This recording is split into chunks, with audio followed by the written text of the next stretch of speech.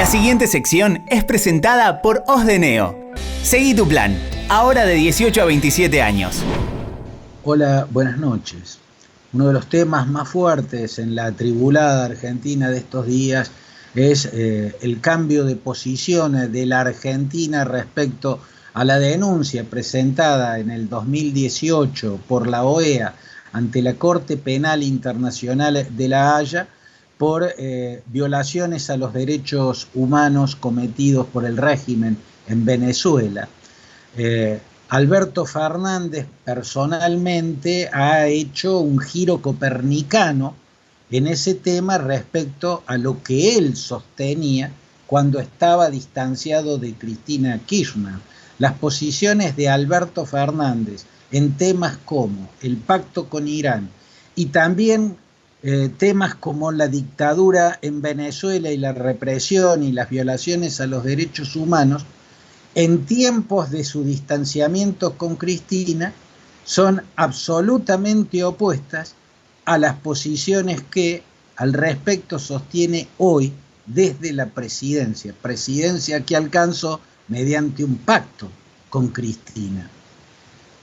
Lo notable es las argumentaciones a las que tiene que recurrir, porque la diferencia entre aquellas argumentaciones y las actuales argumentaciones son muy reveladoras. Cuando estaba distanciado de Cristina, sus pronunciamientos respecto al pacto con Irán o a la dictadura y la represión en Venezuela tenían argumentos mucho más lógicos. Ahora incurre en argumentos que por momentos parecen desopilantes. Por momentos tiene que entrar en el terreno del surrealismo para encontrar argumentaciones que les permitan justificar su giro copernicano. En este caso, para justificar que Argentina sale de la denuncia de 2018 ante la Corte Internacional Penal de La Haya sobre la violación de los derechos humanos en Venezuela, sostiene, por ejemplo, lo voy a decir casi textualmente, el problema de los derechos humanos en Venezuela poco a poco fue desapareciendo. Fíjense qué frase verdaderamente increíble, una frase desopilante. El problema de los derechos humanos en Venezuela poco a poco fue desapareciendo. Con esa frase justifica que Argentina ya no denuncie violación de los derechos humanos en Venezuela. Un profesor de Derecho Penal sostiene algo como esto, que verdaderamente es obviamente insostenible. Un asesino serial que cometió una X cantidad de crímenes y a partir de determinado momento deja de asesinar, deja también de ser un asesino serial. Los crímenes ya cometidos desaparecen, para usar la palabra que usó Alberto Fernández, a partir del momento en que deja de asesinar. Obviamente no. Los crímenes, igual que las violaciones de derechos humanos, no desaparecen, permanecen. Y esto es una obviedad. Sin embargo, Alberto Fernández sostiene que los problemas de los derechos humanos poco a poco fueron desapareciendo en Venezuela. Por cierto, se refiere al hecho de que a partir de determinado momento empezaron a bajar las cifras de las ejecuciones extrajudiciales, empezaron a bajar las cifras de las detenciones ilegales y de las denuncias de torturas, empezó a bajar el número de manifestantes caídos bajo la bala de la represión. ¿Por qué?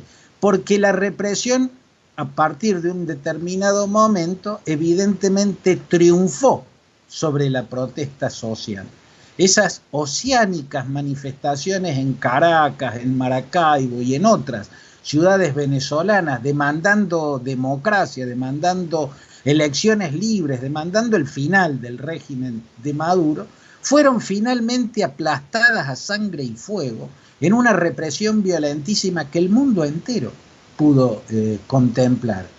aquellos crímenes, desde el momento en que se impone la represión, empiezan a bajar en su número, en cantidad, hasta que desaparecen, dejan de producirse. Y obvio, triunfó la represión, ya no hace falta, ya no hay manifestantes en las calles para seguir apaleando, matando o deteniendo ilegalmente para torturarlos en las cárceles. Pero esto no quiere decir que el crimen cometido haya desaparecido. El crimen cometido no puede desaparecer, y esto es una obviedad.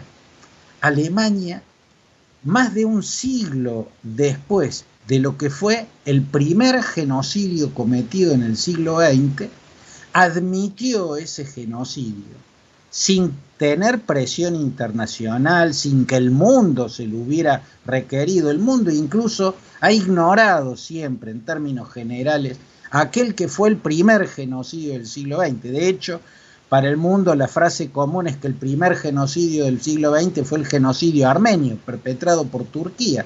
Y no es así. El primer genocidio fue en la primera década del siglo XX, lo perpetraron colonos alemanes en lo que se llamaba el África sudoccidental alemana, lo actualmente llamada Namibia. Ahí fueron exterminados a través de masacres sistemáticas los hereros y los namas, que eran dos etnias importantes en Namibia.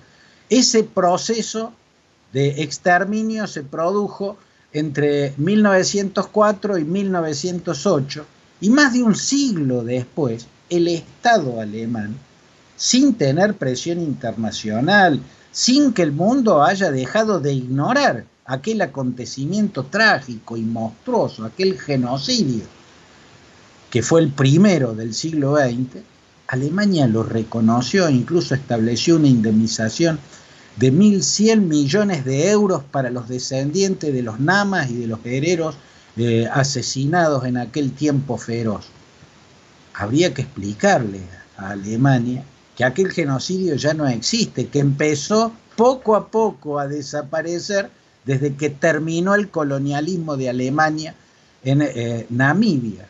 Por cierto, es absurdo. Hasta resulta absurdo estar explicando que la frase del presidente es absurda, ¿no? Entonces tendría que reflexionar qué significa el hecho de que cuando tenía que argumentar las posiciones exactamente opuestas a las que sostiene en la actualidad Alberto Fernández, enfrentado con Cristina por entonces, tenía argumentaciones lógicas, y que ahora, en las antípodas de lo que él mismo sostenía antes, recurre a argumentaciones desopilantes, argumentaciones que entran en la dimensión del absurdo.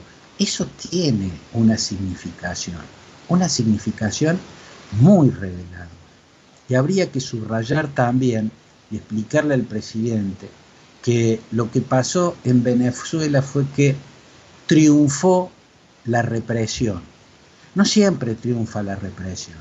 En Chile, el presidente Sebastián Piñera, ante las protestas que estallaron en octubre del 2019, recurrió a una represión inaceptable, absolutamente inaceptable. Militarizó la represión, pero la represión fracasó en Chile. Y lo que certifica el fracaso de la represión en Chile es precisamente que se haya realizado una elección de constituyentes y que se avance hacia el reemplazo de la Constitución con una asamblea constituyente donde está en minoría el gobierno derechista que ordenó la represión. La represión falló en Chile.